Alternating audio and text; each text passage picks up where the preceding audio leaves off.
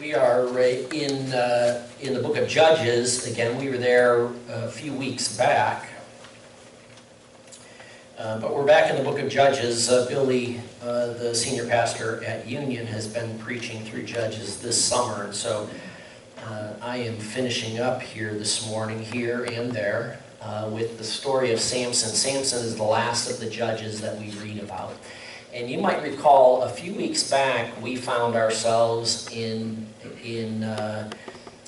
Judges chapter 18 at the very end of the book of Judges, and the story of the Danites. So, and that's an important piece. Samson is a Danite, and all of his fellow Danites have shirked their responsibility. They have abandoned their responsibility to drive the Philistines out of the land. And that's how the book of Judges ends, with this condemnation, this example that the Danites provide of Israel that is longing for a king after God's heart. And we know that shortly after the Judges ends, we end up slowly being introduced to David, the king who this man who is a man after God's own heart. But Samson stands in contrast to the rest of the members of his tribe.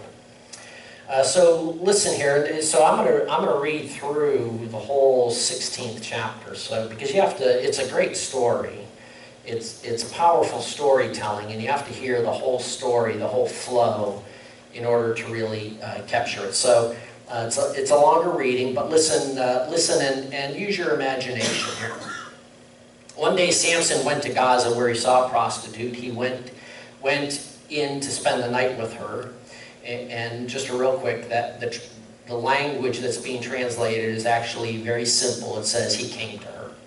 Okay, so just make note of this, that that same language is used consistently for someone who simply came to see somebody. Okay, so I'm just offering that up right off the get-go, that sometimes our translation and our picture of Samson can be skewed. So one day he went to Gaza where he saw a prostitute, and he came to her. The people of Gaza were told, Samson is here, and so they surrounded the place and lay in wait for him all night at the city gate. They made no move during the night, saying, at dawn we'll kill him. But Samson lay there only until the middle of the night, and then he got up and he took hold of the doors of the city gate, and together with the two posts he tore them loose, bar and all, and he lifted them to his shoulders and carried them to the top of the hill that faces Hebron. Sometime later, he fell in love with a woman in the valley of Sorek, whose name was Delilah. The rulers of the Philistines went to her and said, see if you can lure him into showing you the secret of his great strength and how we can overpower him so that we may tie him up and subdue him. Each one of us will give you 1,100 shekels of silver. So Delilah said to Samson, tell me the secret of your great strength and how you can be tied up and subdued. And Samson answered her, if anyone ties me with 7 fresh bowstrings that have never been dried, I'll become as weak as any other man. Then the rulers of the Philistines brought her 7 fresh bowstrings that had not been dried, and she tied him with them. With men hidden in the room, she called to him, Samson, the Philistines are upon you. But he snapped the bowstrings as easily as a piece of string snaps when it comes close to a flame. So the secret of his strength was not discovered. Then Delilah said to Samson, you've made a fool of me. You lied to me. Come now, tell me, how can you be tied? And he said, if anyone ties me securely with new ropes that have never been used, I'll become as weak as any other man. So Delilah took new ropes, tied him with them. Then, with men hidden in the room, she called, Samson, the Philistines are upon you. But he snapped the ropes off his arms as if they were threads.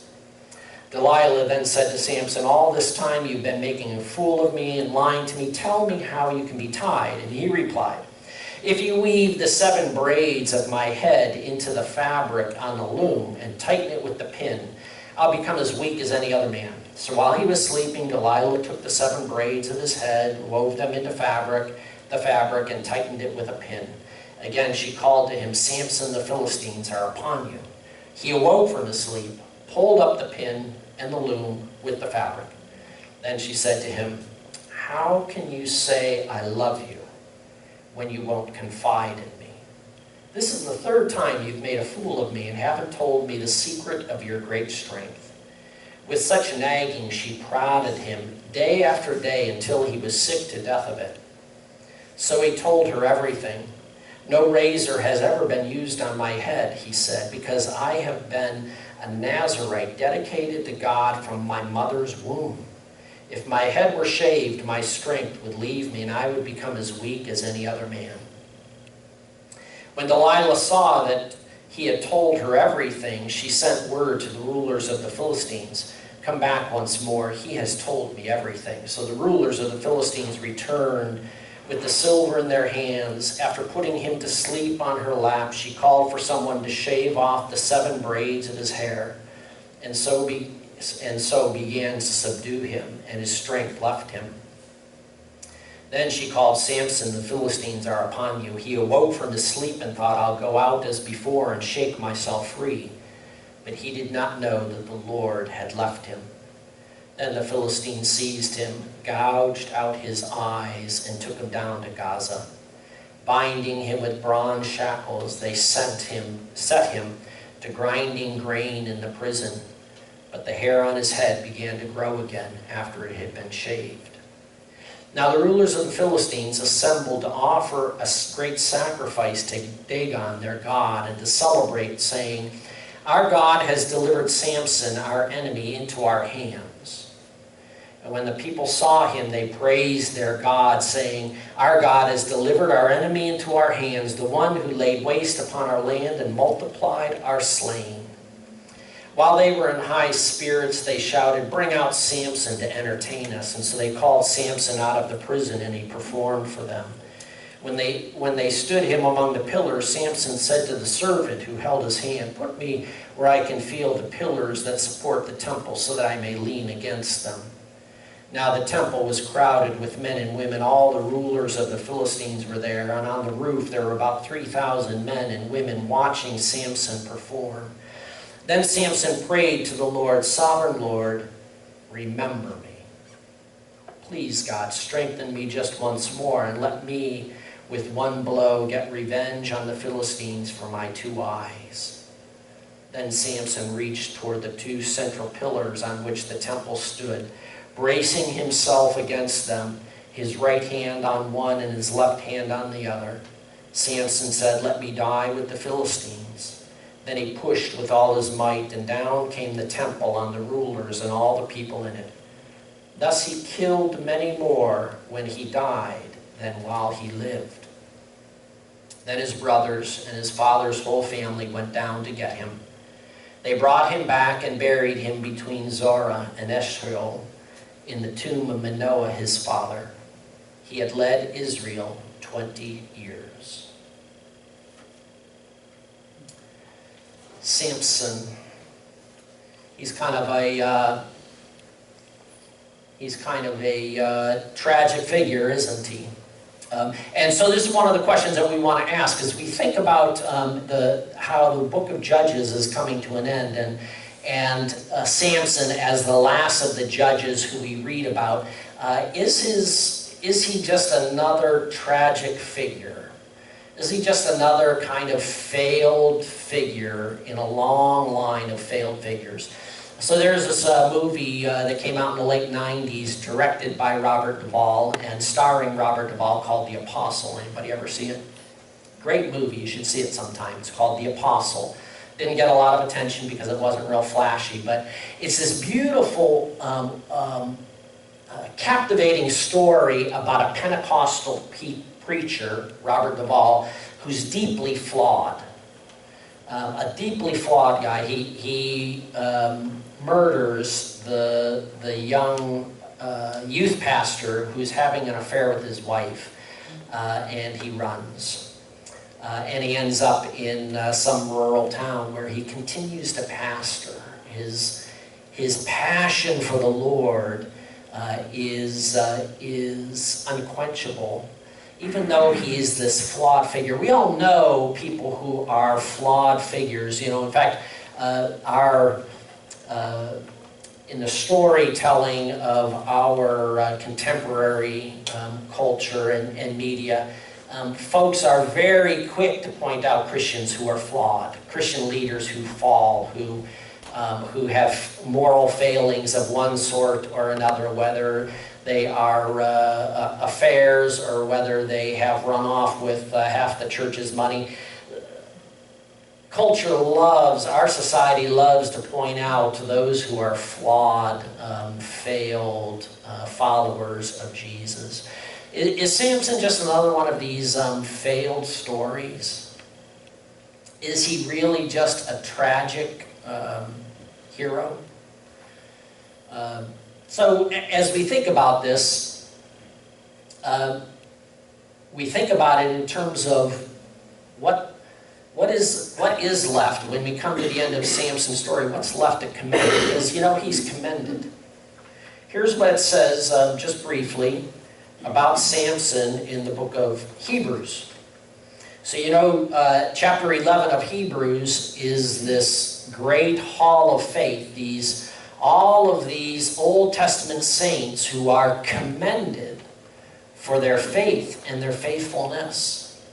And we read this, as that chapter is coming to a close, the writer says this, "What more shall I say? I do not have time to tell about Gideon, Barak, Samson, Jephthah, about David and Samuel and the prophets, who through faith conquered kingdoms, administered justice, and gained what was promised, who shut the mouths of lions, quenched the fury of flames, escaped the edge of the sword, whose weakness was turned to strength, and who became powerful in battle and routed foreign armies." There is Samson being mentioned in the same breath as King David, as Samuel the prophet, as the other prophets, as those who have represented Yahweh in faithfulness. Is it possible that we get Samson wrong? So one of the rules of thumb, when we're thinking about the Old Testament, these figures in the Old Testament, okay, those who we would call mediators. So mediators are those who are the stand between, the ones who intercede or who mediate the covenant between God's people and the Lord. They represent, mediators represent the Lord to the people and represent the people before the Lord. And there are myriad numbers of mediators of the covenant. Noah is one of the first prominent mediators of the covenant of God, the Lord's covenant with all of creation. Abraham is a mediator of the covenant. Moses is a mediator of the covenant between the Lord and the people. And all of those mediators, by rule of thumb, are flawed because they're human beings who are imperfect, who are sinners, who share the mark of Adam and his rebellion. And so we ought not be surprised that Samson likewise is flawed. He's a flawed character like all the other mediators, but have his flaws been exaggerated? That's the question that we want to ask this morning. Have Samson's flaws been exaggerated? And in exaggerating his flaws, have we missed hearing and seeing how the Lord is at work in Samson? Because when we read through the book of Judges, when we read the story of Samson, as we come to the end of Samson's life and the end of the book of Judges, that's our question. How is it that the Lord is at work in this flawed individual who nonetheless has been raised up to serve? So one of the things simply to note about Samson right off the bat is this, that it says of him more than any other judge, that he's filled with the Spirit, that the Spirit of the Lord is with him. And so when we think about this strong commendation that Hebrews provides, we want to think about what is the evidence? What do we see in terms of evidence as we read through the story, as we come to the end of Samson's life? What's the evidence for his commendation, the commendation of his faith? What makes his faith commendable? And one of the first things is his walking in step with the Spirit. So leaving aside all of the arguments about is Samson a womanizer, because that's not quite, that's the caricature of Samson, but it might not be an accurate picture of who Samson is. But leaving all that aside for the moment, just consider again that on 5 occasions, maybe a 6th, it is said of Samson that he is working in the power of the Spirit, or the power of the Spirit has come upon him. Indeed, every time he acts in a decisive way to bring about victory, it says that the Spirit is with him. And we have no reason in chapter 16 to believe that the Spirit has left him. In fact, we have every reason to believe that the Spirit remains with him. That the Spirit indeed remains with him. What we have in the opening of that chapter 16, it says that Samson goes to Gaza. Gaza is one of the central cities for the Philistines. It's a coastal city. It's one of the 4 predominant cities for the Philistines and for their active rule over the western part of the Promised Land. And part of that Philistine territory is territory that should be taken by the tribe of Judah, whose capital, whose central city is Hebron. When you look at the opening of chapter 16, here's one of the things that you find. You find that there is a strange parallel, the same language, the same description of what Samson does as he goes to Gaza, and what the spies sent by Joshua do when they go to Jericho. When the spies go to Jericho, they go and they stay in the house of a prostitute named Rahab. They go to stay in the house of a prostitute, possibly for this reason, that for people who are going to prepare to attack a city and put them to a sword, the last thing that they want to do is to sit down with and have a meal with anyone in the city, to engage with that city in any kind of a form of fellowship. The one place that would be open to them would be the place of the prostitute. A place where they could go and they could stay in order to do whatever kind of reconnaissance they're doing, and that's another question that we have to answer, that they can do that without committing themselves in fellowship, staying with and receiving the hospitality of people in the city. Secondly, the reason for their reconnaissance. So both in the story of Jericho and in the story of Samson in Gaza, it's clear that people know they're there. So either the spies are not very good at what they do, or they aren't really trying to be secretive, so to speak. In other words, it's not necessarily a military reconnaissance. In other words, what value does military reconnaissance have to do in the book of Joshua with the plan to march around the wall 7 times in silence and then on the 7th day blowing trumpets? No amount of military expertise gained from spying out the city and its weaknesses matters a bit with regard to the collapsing of the walls in this miraculous supernatural fashion. No, the spies most likely are sent to Jericho to discern. And to discern, have indeed the sins of the Philistines in this city reached full measure? In other words, does this city warrant the utter judgment of God? And likewise, Samson goes to Gaza as a way of spying out and discerning.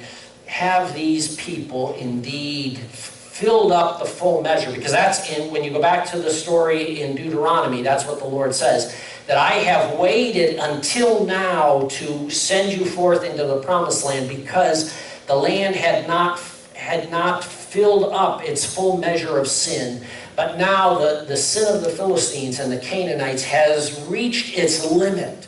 And that's what Samson goes to discern. Is this city worthy of judgment? And indeed, what does he declare? He declares that it is. His pulling down the city gates isn't just a show of strength. It is a demonstration, much as the walls falling around Jericho, the gates for the city coming down and being carried off to face Hebron. It's Samson's way of saying, look, the time is now for you Judites to take the city. The full measure of their sin.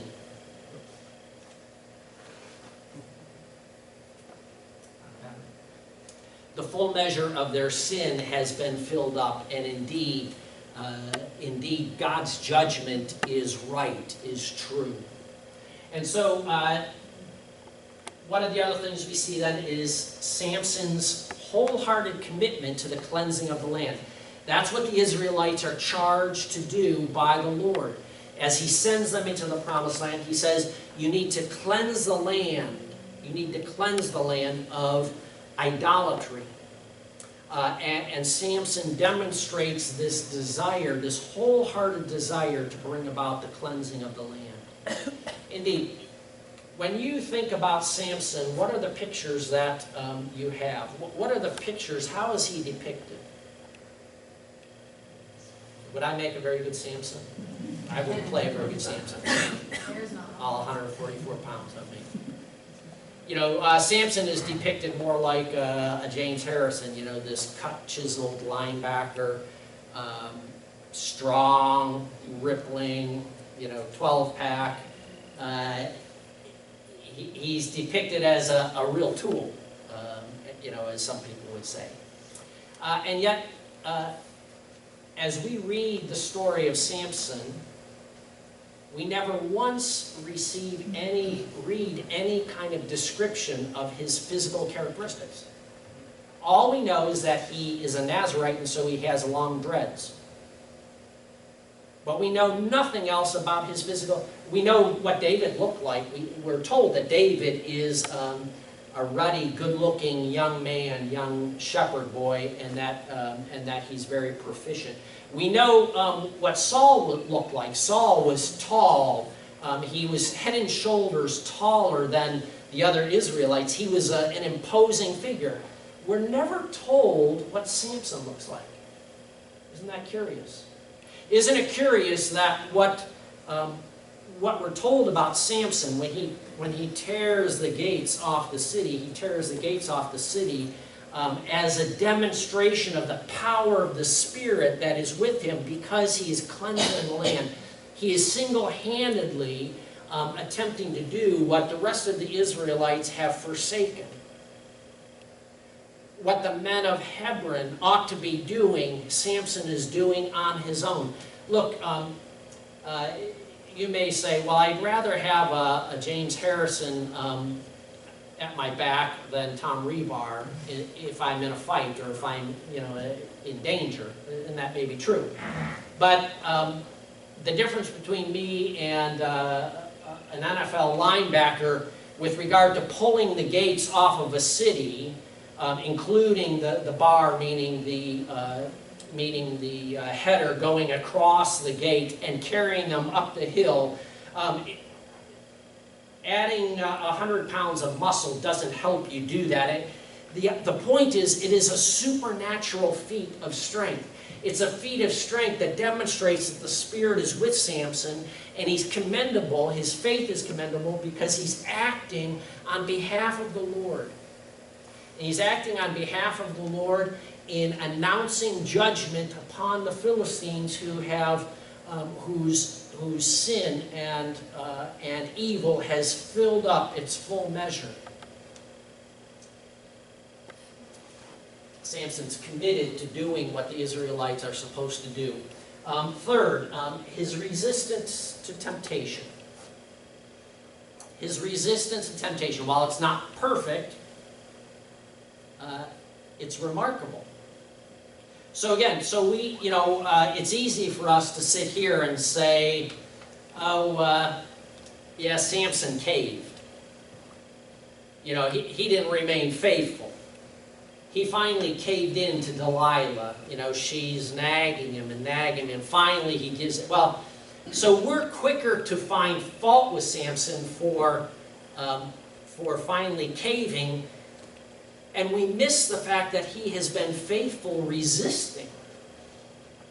He resists over and over, it says.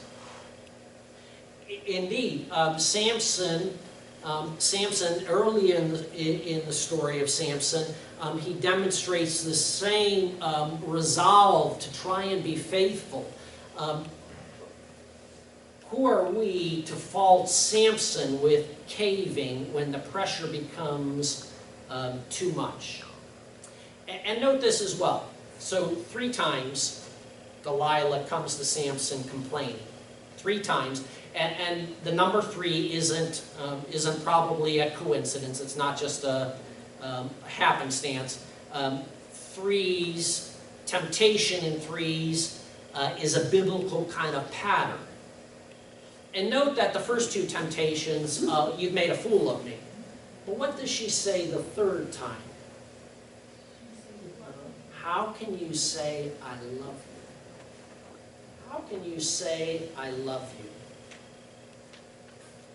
Who are we to fault Samson for finally caving when this woman who we're told he loves, this woman who we are told at the beginning of the story of Delilah, that this is a woman who he loves, that he wants to respond to her plea to demonstrate that love with honesty? Who are we to miss the fact that he has resisted to that point? All of the mediators of the Old Testament are flawed. We recognize that, but maybe we need to see that the Lord is at work in Samson in powerful ways before we simply write off him to his flaws. The 4th thing, and probably the most significant, because this is where the story is headed. The story funnels to this place where it says that his strength begins to return to him. That means that the Spirit of God has not fully left Samson. The Spirit of the Lord has not fully left him. He still remains the Lord's choice to mediate and to mediate his judgment. And so we find Samson doing what? As he's brought out into this grand temple, into the center of this grand temple, in order that the Philistines might mock him. And how do they mock him? What do they say? Our God has given our enemy into our hands. Our God has brought us victory over this one who has wreaked havoc all around the territory of Philistia over these years. Our God, Dagon, is more powerful than Yahweh. And in that context,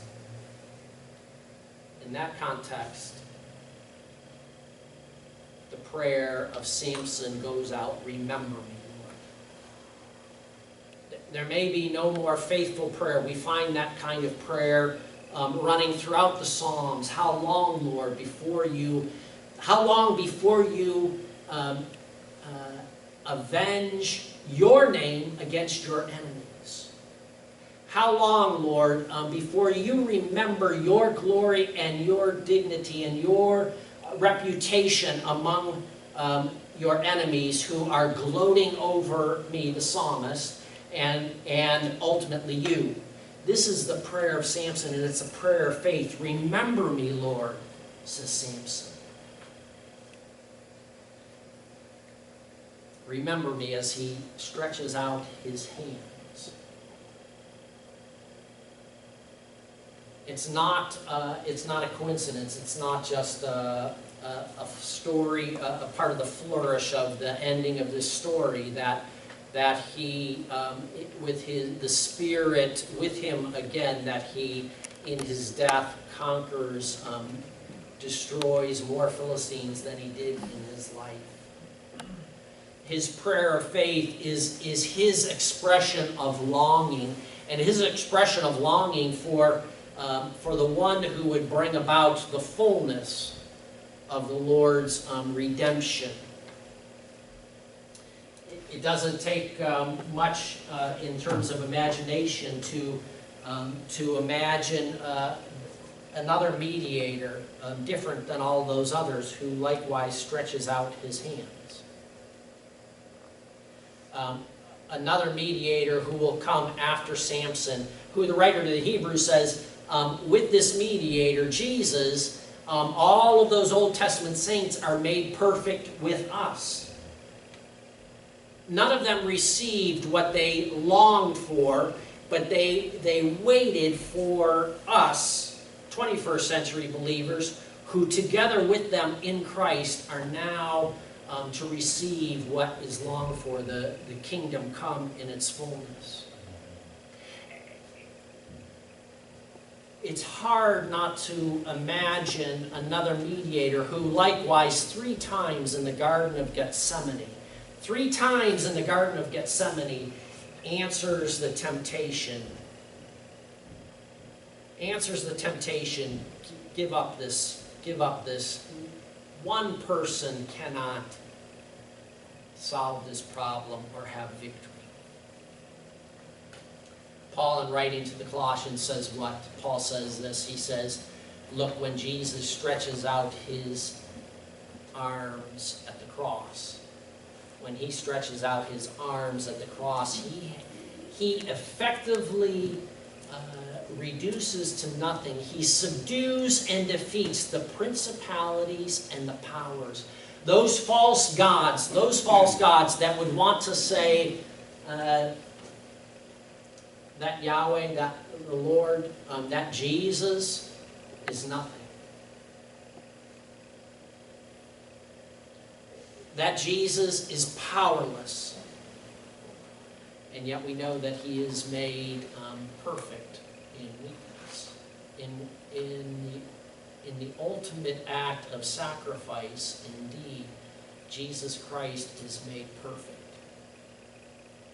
What Samson anticipates, what Samson points towards, is the coming of the mediator who would be able to fulfill what he only begins to depict, what he is only a black and white snapshot of. Now we have the full 3-dimensional living color Jesus who fulfills all of those longings, that God would have victory over sin, over the enemy, the last enemy, death, and indeed over the accuser. So when you hear this story about Samson,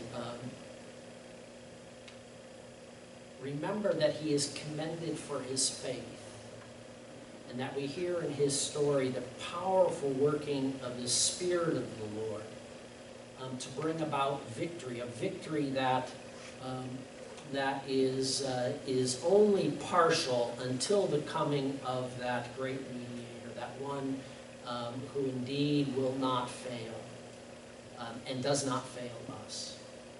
Let's pray together. Our gracious Lord, we give you thanks and praise for this day, for this time to worship.